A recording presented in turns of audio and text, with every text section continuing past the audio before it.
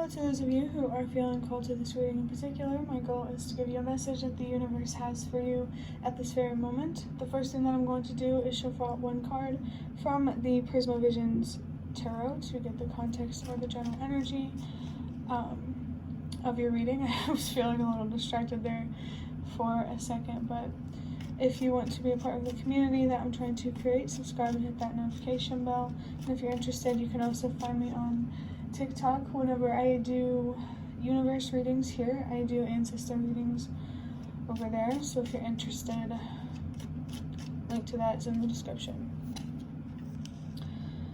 We have the Eight of Pentacles with the Sun and Virgo. First thing I want to say is the message with the Eight.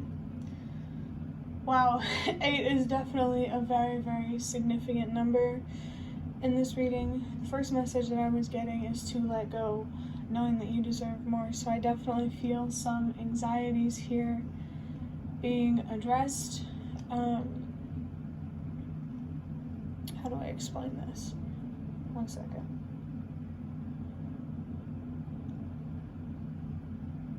I don't know, I lost my train of thought, but I did almost see 122 and then I saw 1, 2, 3. So change starts with you. And trust that everything happens for a reason, exactly in the way that it's meant to, I guess. Those numbers help me explain. But yeah, anxiety is a big, big focus here. Being able to find comfort outside of your comfort zone, if that makes sense.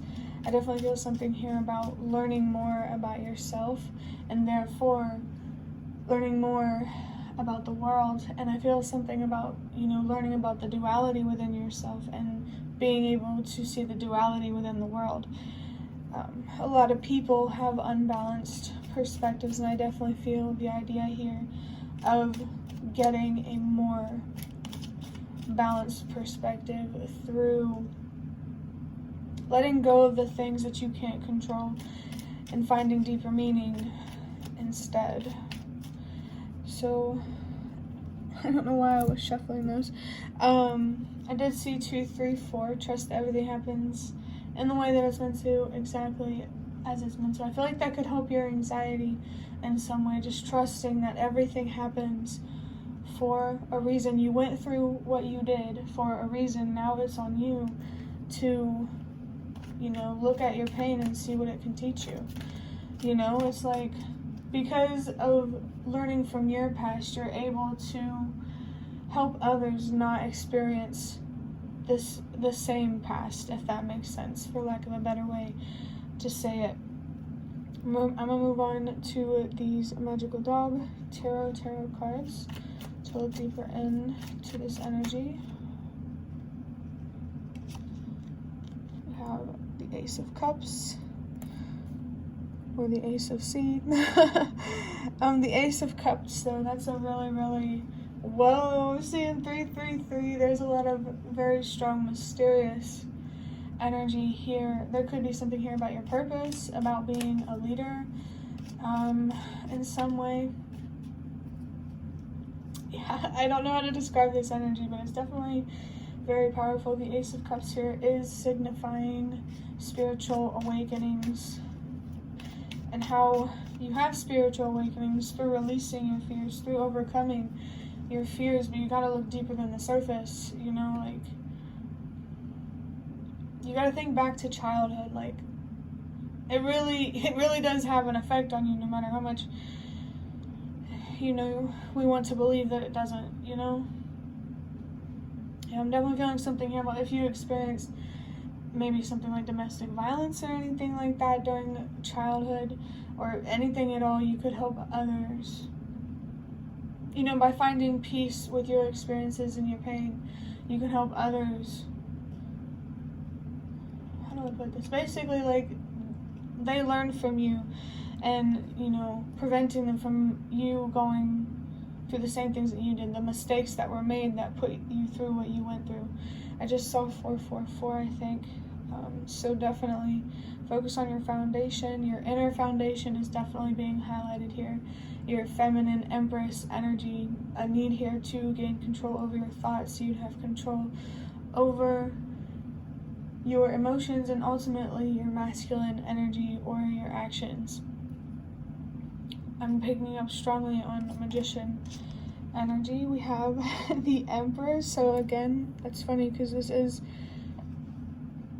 a major arcana marked with the number 4. So this does remind me of stability, creating stability and security for yourself. And if it resonates, to move on to bigger and better things. I definitely feel like there's a need here to make peace with things that you can't control.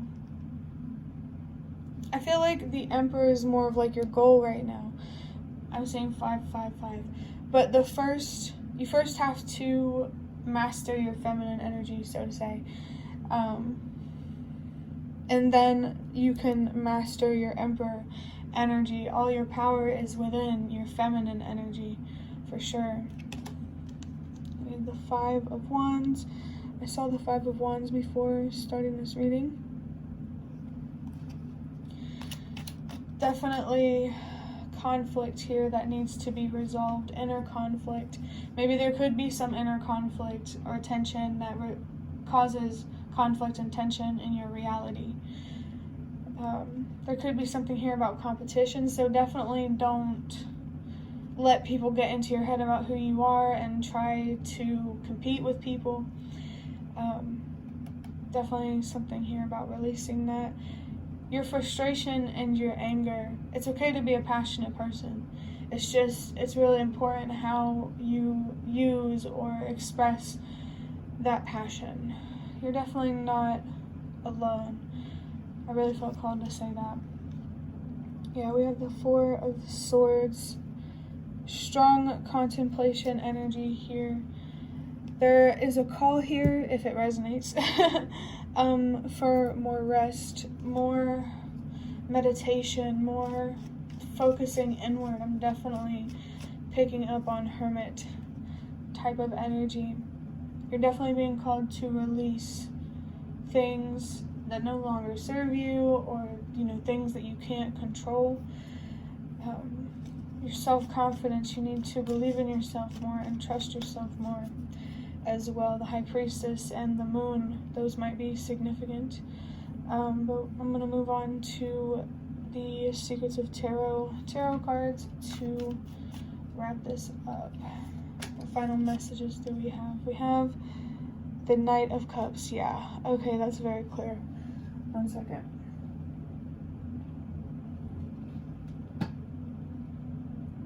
So, the Knight of Cups, this is a very, very strong inner child energy, which I think is so interesting because the reading I did yesterday, there's a lot of synchronicities going on. I can feel it.